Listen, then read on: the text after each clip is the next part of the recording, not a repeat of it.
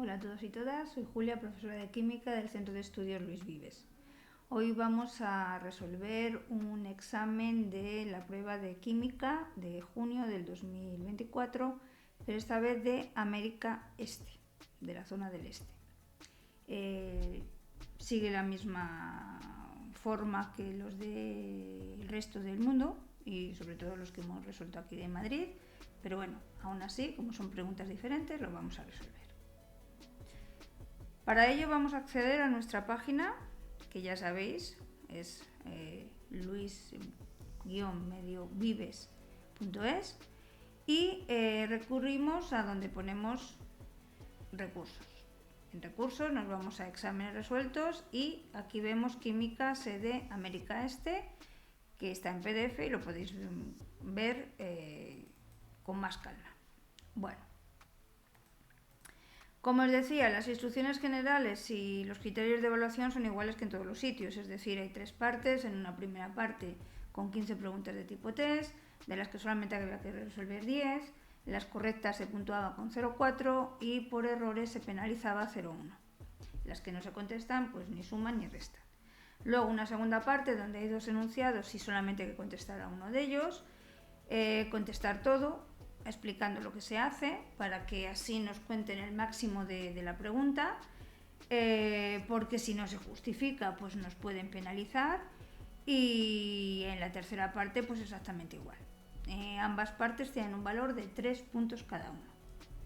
Bueno, pues aquí tenemos el examen, como veis, los enunciados, y bajamos directamente a donde están las soluciones y ya hablamos un poco de ello. Dice la primera pregunta: dado el equilibrio entre el carbonato de calcio, que nos da óxido de calcio más dióxido de carbono, teniendo una entalpía de 178 kilojulios, ¿cuál de los siguientes efectos desplazará el equilibrio hacia la derecha? Disminución de la temperatura no, porque es endotérmica. Aumento de la presión tampoco, porque tenemos que ver el número de moles gaseosos y bueno, pues en este caso el único gas que hay es el dióxido de carbono y el aumento de esta presión no va hacia la derecha, sino que iría hacia la izquierda. Luego, disminución del volumen, pues el mismo efecto que el del aumento de la presión, porque ambos ya sabemos que son inversamente proporcionales. La única correcta es que añadimos un gas inerte y efectivamente se manteniendo la presión constante, se iría hacia la formación de los moles gaseosos, que son el dióxido de carbono, y por lo tanto hacia la derecha. Así que la D. 2. Si las entalpías de formación estándar del oxígeno, el etano, el agua líquida y el dióxido de carbono gas son 0, menos 84,4, menos 286, menos 394 respectivamente, la entalpía de combustión completa de un mol de un gas etano es, bueno, pues este es muy sencillo. Para ver la cantidad de entalpía de la combustión tenemos que hacer primero el ejercicio de combustión. Vamos a ir a una pizarra para enseñaroslo cómo se haría. Bien, pues entonces vamos a hacer la combustión del etano. Vamos a dibujar y tenemos más oxígeno, nos va a dar CO2 más agua. Esto es un gas, nos dicen, otro gas y esto es líquido. Bueno, son datos. Tengo 2 carbonos, pues le ponemos aquí un 2, tengo 3 y 3, 6 hidrógenos, así que aquí tendríamos que poner un 3, con lo cual nos salen 3 y 4, 7, pues 7 medios. Y ya tendríamos ajustada la reacción. ¿Cuál es la entalpía de la reacción, que en este caso es de combustión del gas etano? Pues sería N, que son los cocientes estequiométricos, sumatorio de las entalpías de formación de los productos,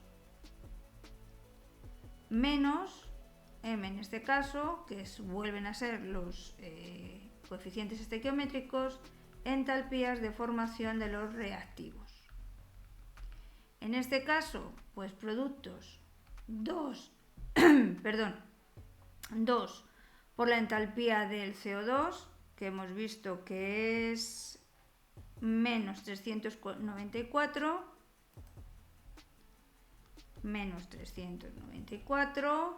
más 3 por la entalpía del agua líquida, que hemos dicho que son 286, menos 286, que no se nos olvide el menos, y luego menos la del oxígeno es 0, así que simplemente la de la formación del etano, y como no tenemos nada más que es 1 mol, pues entonces aquí ponemos el valor que tiene, que son menos 84,4. Menos 84,4. Hacemos los cálculos y la respuesta que nos ha salido correcta es la D. 3. Dice, el carbonato de calcio se descompone para dar óxido de calcio y dióxido de carbono. Si la entalpía y la entropía de la reacción son respectivamente 177,9 y kilojulios mol menos 1 kilojulios mol y 161 julios mol Kelvin, entonces a 1000 Kelvin esta reacción, bueno, pues esto volvemos a tener una reacción en donde tenemos que utilizar una de termodinámica, tenemos que realizar una fórmula muy sencilla que es la relación entre la entalpía y la entropía con la temperatura y que es la energía libre de Gibbs. Entonces os pongo la formulita. La entalpía, la energía libre de Gibbs es igual al valor de la entalpía. Yo siempre pongo las unidades para que lo tengáis en cuenta. Kilojulios mol menos la temperatura medidas en Kelvin por el valor de la, perdón, que iba a poner otra vez entalpía, ponemos entropía y fijaos que nos está dando el valor en julios. Bueno, hay que ponerlo en kilojulios o la entalpía en julios, que me da lo mismo. Entonces yo siempre suelo poner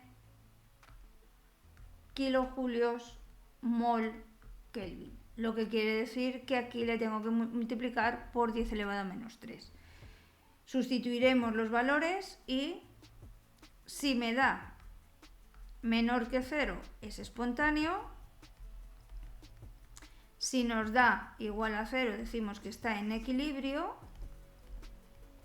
y si nos da mayor que 0 decimos que es no espontánea esa reacción.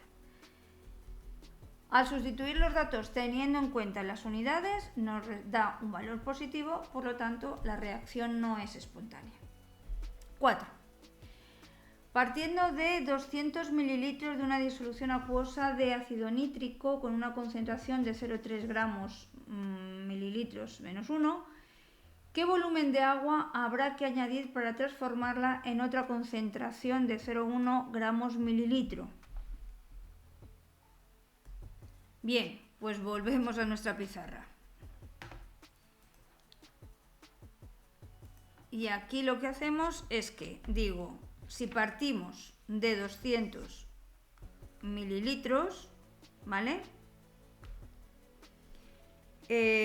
Como lo que vamos a hacer es que son 200 mililitros por la concentración, que es 0,3 gramos mililitros, tiene que ser igual al volumen final por 0,1 gramos mililitro, porque tenemos, vamos a poner aquí final, volumen inicial por la concentración inicial va a ser igual al volumen final por la concentración final. Luego el volumen final va a ser 200 mililitros por 0,3 gramos mililitros partido de 0,1 gramos mililitros. Se nos van estas unidades y nos queda solamente esto. Con lo cual nos va a dar 600 mililitros. Pero como partimos de 200, la solución final sería 600 menos 200, 400 mililitros. Que como comprobamos está dentro de las soluciones, 400 mililitros. Perfecto. Nos vamos al 5. Dice, dado el siguiente equilibrio, el ácido etanoico más el agua que me da etanoato más protonios, bueno, oxonios actualmente, si se añade acetato de sodio al sistema, ocurre lo siguiente. El pH permanece constante, el pOH aumenta, se desplaza el equilibrio hacia la derecha o el pOH disminuye. Pues va a permanecer constante por una sencilla razón, porque es una disolución reguladora entre un ácido débil y la sal que sale como consecuencia de la unión de uno de sus iones con un catión. Entonces, en este caso, la variación del pH es prácticamente nula.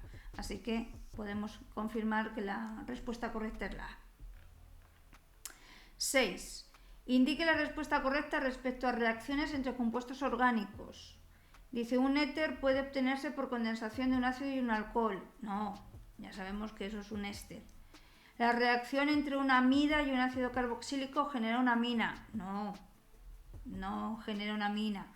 Es un ácido carboxílico, va a poderse genera una amida cuando se une con una amina, pero no es una amida.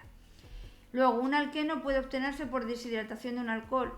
Esta es correcta y ninguna de las respuestas anteriores es correcta. Pues sí, hemos visto que la C es correcta, pues es la que marcamos. 7. Un polímero constituido por dos unidades monoméricas diferentes se conoce como copolímero. Directamente, ¿por qué? Porque está formado por dos monómeros distintos entre sí. 8.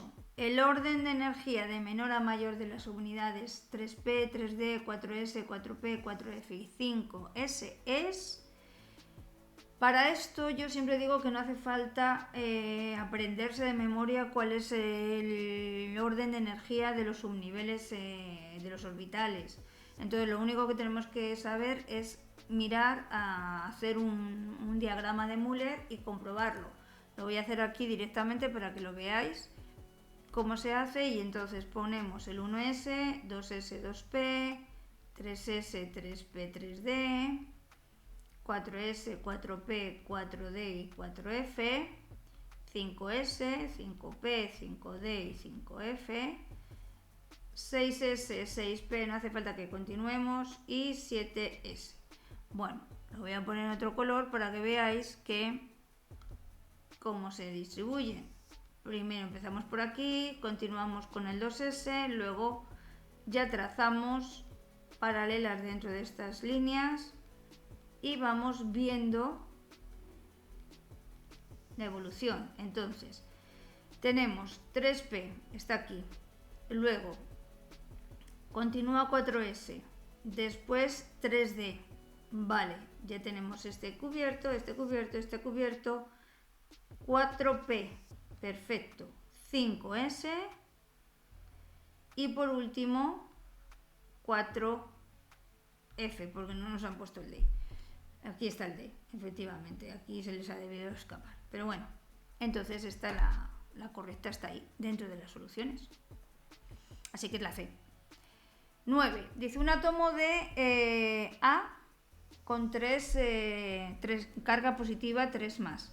Tiene 10 electrones y 14 neutrones. Y otro átomo A2 tiene 13 electrones y 13 neutrones. Entonces los dos átomos... pues decimos que son isótopos de un mismo elemento. ¿Por qué?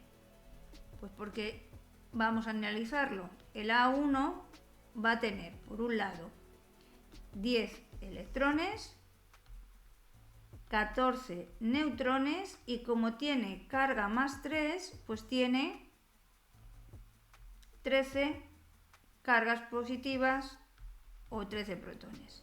Me voy a la 2.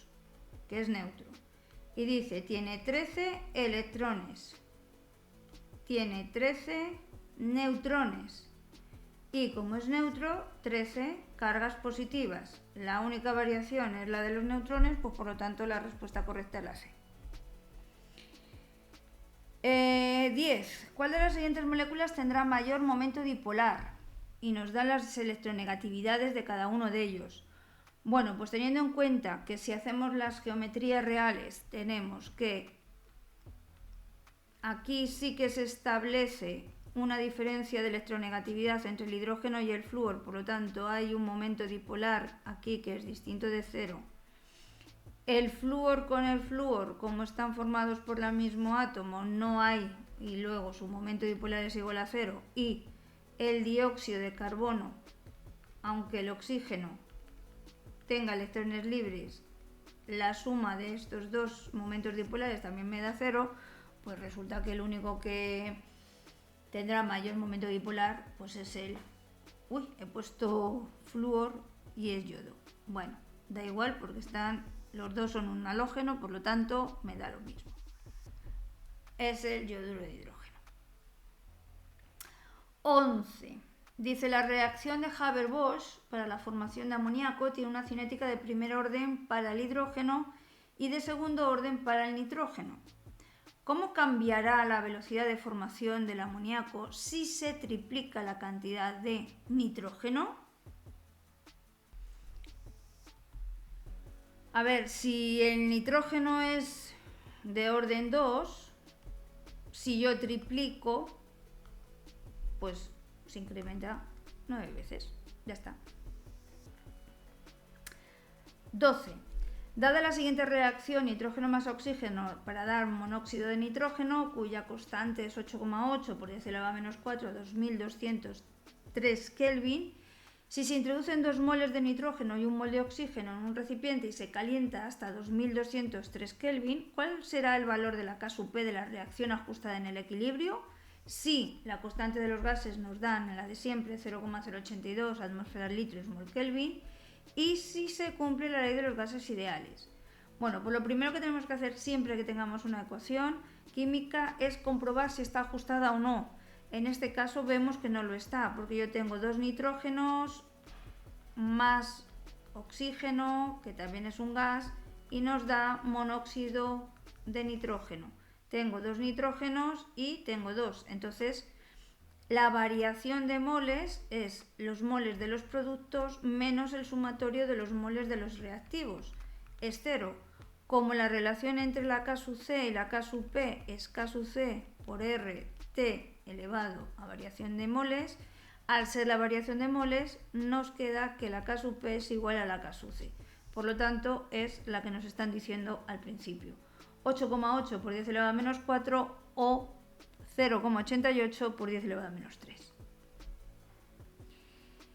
Dice, ¿cuál de los siguientes cationes, estaño 2+, hierro 3+, cobalto 3+, y cobre 2+, reaccionarán con el sulfuro de hidrógeno en condiciones estándar? Y nos están dando los valores de potencial de reducción de todos ellos. Lo primero que tenemos que ver es que para que reaccione, este sulfuro tiene que pasar, es de menos 2 a 0. Luego no se está reduciendo, sino que se está oxidando.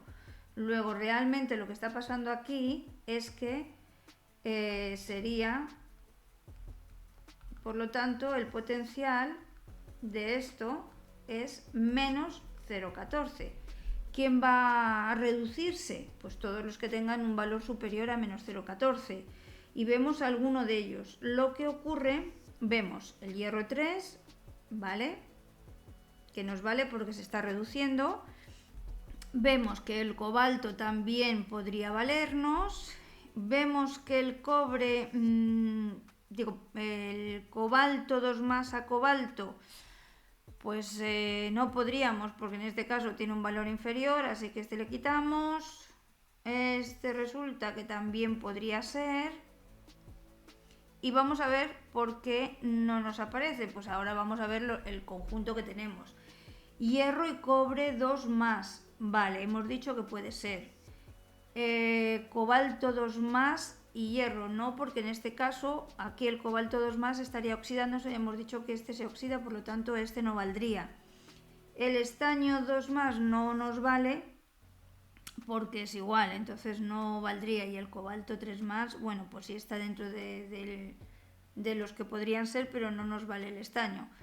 Y el cobre 2+ y el estaño, por lo tanto la correcta es la primera. Es simplemente ver qué le está pasando a ese azufre que se está oxidando y luego ver los que tienen un potencial que son mayores que 0, siempre y cuando se cumpla con el requisito, es decir, que se reduzca realmente.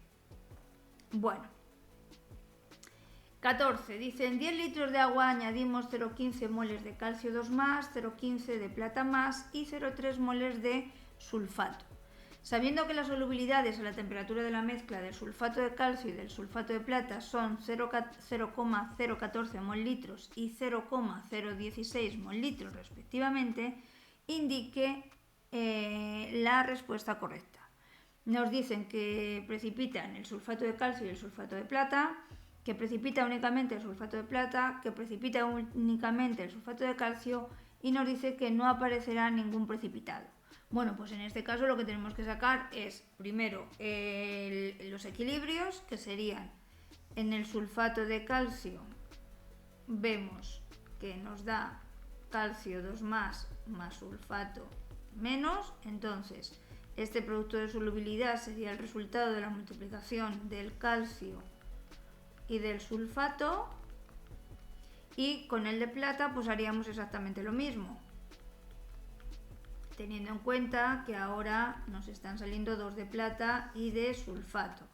Luego este producto de solubilidad sería la plata al cuadrado por la del sulfato. Hacemos los cálculos y si no nos dan unos valores que son superiores a los que nos están diciendo ahí, pues no precipitará, que es lo que ocurre cuando hacemos esos cálculos. Y por último, 15. En el ácido etanoico, el estado número de oxidación del carbono con hibridación sp3 y del carbono con hibridación sp2 respectivamente es...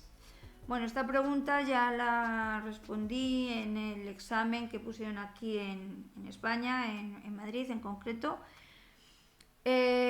indicando que, a ver, normalmente nosotros cuando hablamos del carbono decimos que el número de oxidación es -4, +4, incluso -2 o +2. Cuando estamos hablando de compuestos orgánicos siempre es 4 la valencia, entonces sería -4 y +4. ¿Qué es lo que ocurre? Que luego sabemos que el número de oxidación sí que puede ir variando en cualquiera de los elementos químicos, pero en concreto en el carbono. Y si yo hago el ácido etanoico,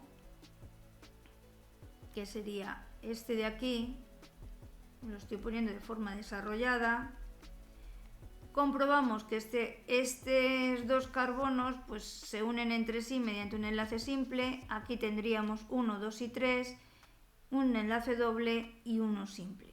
Bueno, realmente este podemos obviarlo y entonces sería 1, 2 y 3 negativos, porque el carbono es más electronegativo que los hidrógenos, y como aquí, y este sería el de hibridación sp3, y luego el de hibridación sp2, pues tendríamos dos enlaces con el oxígeno, un enlace doble y otro enlace simple.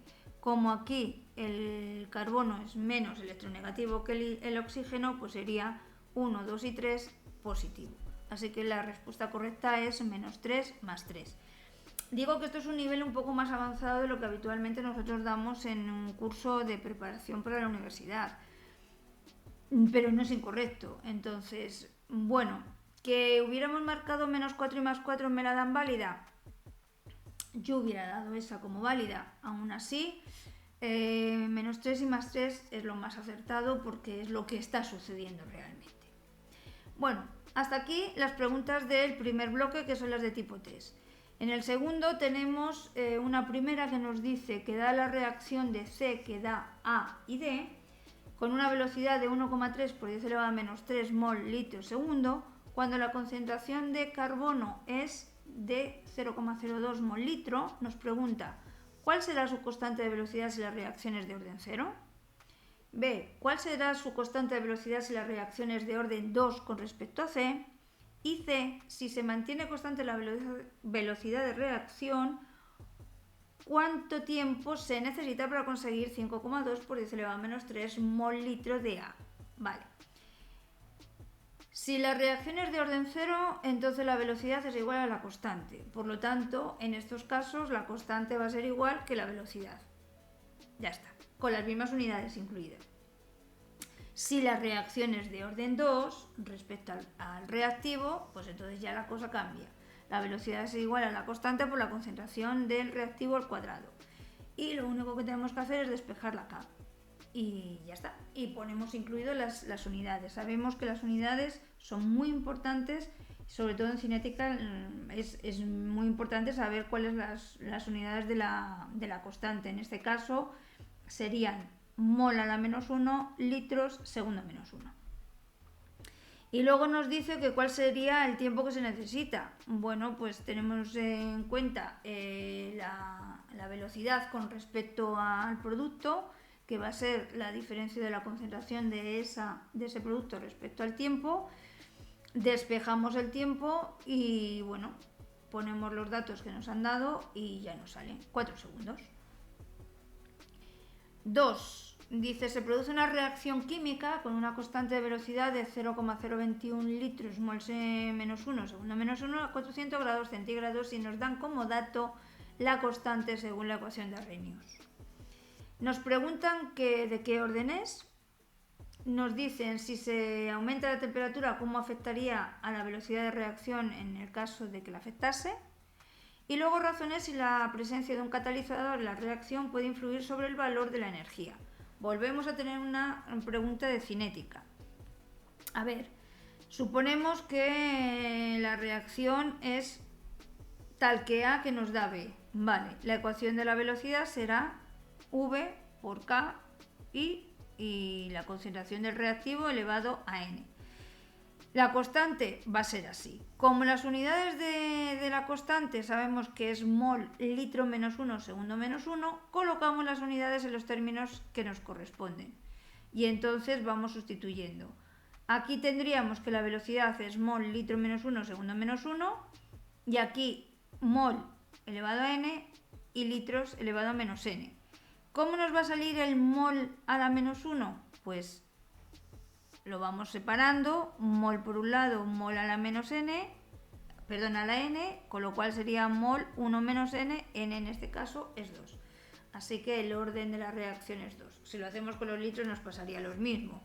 El litro tiene que ser igual a litro menos 1 partido por litro a la menos n, o lo que es lo mismo, litros menos 1 menos por menos más n. Entonces comparamos el 1 menos 1 más n, luego 2 es igual a n, nos sale lo mismo. ¿Qué ocurre cuando aumentamos la temperatura? Y por eso nos da la ecuación de Arrhenius, para que lo tengamos más evidente. Un aumento de la temperatura pues va a producir un aumento de la velocidad. ¿Por qué? Porque se aumenta, al aumentar la temperatura se produce un descenso de la energía de activación y ello conlleva a que la reacción sea más rápida. Y luego, ¿qué ocurre con un catalizador? Pues un catalizador es una sustancia que en pequeñas concentraciones y sin que se consuma produce una variación de la velocidad de la reacción, de tal manera que va a afectar a la energía de activación. Ahora bien, tenemos dos tipos de catalizadores. Los catalizadores positivos, que disminuyen la energía de activación de la reacción y por lo tanto aumentan su velocidad, y los catalizadores negativos, que lo que hacen es aumentar la energía de activación y con ello la velocidad disminuye. Así que dependiendo de qué tipo de catalizador, pues vamos a aumentar la velocidad o disminuirla, pero evidentemente sí que afectan a la velocidad de reacción. Y terminamos con los dos ejercicios de la parte 3. Dice, en uno de ellos nos dice, en la etiqueta de una botella de ácido fuerte de sulfúrico figuran los datos, nos dan densidad, pureza y las masas.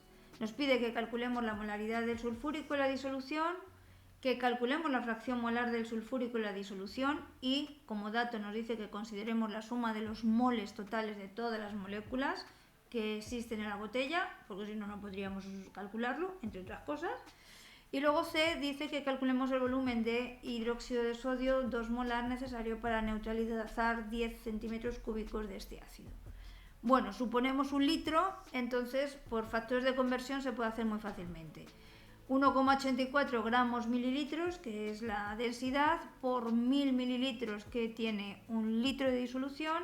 Como está al 96%, pues 96 gramos de sulfúrico son los que habría en las 100 gramos de la disolución y sabemos que un mol de sulfúrico pesa 98 gramos. ¿Por qué? Porque nos han dado las masas y las hemos sumado.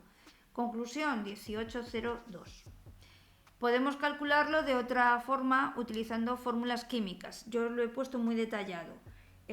Primero hemos usado la densidad para hallar la masa de la disolución, después a partir del tanto por ciento hemos hallado la masa del ácido correspondiente a un 96%, a partir de ahí hemos calculado los moles y como hemos supuesto desde el principio que tenemos 1 litro, pues luego la molaridad es número de moles partido por volumen, por lo tanto lo que nos ha dado. Las dos maneras de ejecutar el ejercicio son válidas. Para calcular la fracción molar del ácido sulfúrico, pues evidentemente necesitamos las fracciones, necesitamos los moles de todos los componentes de la reacción. Entonces, sabemos que de ácido sulfúrico ya nos había dado en el apartado anterior 18,02 moles. Para los moles del agua, pues tenemos que saber qué cantidad de agua tenemos y eso lo sabemos restando la masa de la disolución menos la masa del sulfúrico y hallamos el número de moles y ya está, nos da 4,1. Y a partir de ahí, pues la fracción molar del ácido sulfúrico es moles del ácido sulfúrico partido por los moles totales, es decir, 18,02 partido por 18,02 más 4,1. Y esa es la fracción molar. Por último, lo que nos están pidiendo es la cantidad, el volumen de hidróxido de sodio necesario para neutralizar a este ácido sulfúrico. Pues lo que hacemos en primer lugar, como siempre, es esa reacción de neutralización. Entonces, vemos que el número de moles de ácido se tiene que ser igual al número de moles de la base, porque si no, no estaría neutralizada. Bueno, pues en nuestro ejercicio tenemos que 2 moles de hidróxido de sodio son necesarios para neutralizar un mol de ácido sulfúrico. A partir de la fórmula base que siempre utilizamos, volumen del ácido por volumen del ácido, molaridad del ácido, y este A, que sería el cociente estequiométrico de la base, volumen de la base, molaridad de la base, y este B, que sería este que hay aquí, que es un 1, que nunca se pone. Lo despejamos y nos da 180,2 mililitros.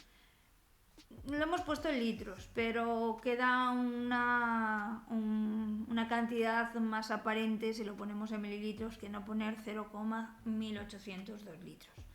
Eso es una manía ya, de químicos podemos hablar. Y por último, dice un haz de luz monocromática de longitud de onda de 450 nanómetros incide sobre la superficie de un metal cuya longitud de onda umbral para el efecto fotoeléctrico es de 612. Nos dan como datos la velocidad de la luz y la constante de Planck. Nos están diciendo que calculemos la energía de extracción de los electrones del metal y calculemos la energía cinética máxima de los electrones al arrancar, que se arrancan del electrón. Bueno, pues tenemos que hay una longitud de onda de 450 nanómetros y una longitud umbral de 612. La energía de extracción que nos están pidiendo se puede calcular a partir de la energía de la ecuación del efecto fotoeléctrico, que ya sabemos que la energía de extracción es igual a la energía del umbral del metal. Y bueno, pues la energía umbral es la constante de Planck por la velocidad de la luz partido por la longitud de onda. Y ya está. Y en cuanto a la energía cinética, pues es la energía del fotón incidente menos la función del trabajo del metal. Y la función del trabajo del metal es la energía mínima que hay que aplicar para liberar un electrón. La energía, o lo que es lo mismo, la energía del fotón. La energía del fotón sería la constante de Planck por la velocidad de la luz partido por la longitud de onda, pero en este caso 450 por 10 elevado a menos 9 metros, porque como nos están dando en nanómetros lo pasamos a metros, y son 4,42 por 10 elevado a menos 19 julios. Por lo tanto, la energía cinética sería esa energía menos la energía umbral, así que 1,17. Hasta aquí el ejercicio. ¿Novedad con respecto al que hicieron aquí? Bueno, pues esta pregunta última, que sí que es cierto que no se prodiga mucho en los exámenes, pero está dentro del programa, con lo cual hay que estudiar también lo que son las longitudes de onda, el efecto fotoeléctrico, las energías de los fotones, Pero quitando esto, el resto ha sido un examen muy parecido al que se hizo aquí. Incluso había preguntas que eran iguales. Y bueno, espero que mis explicaciones os ayuden. Hasta pronto.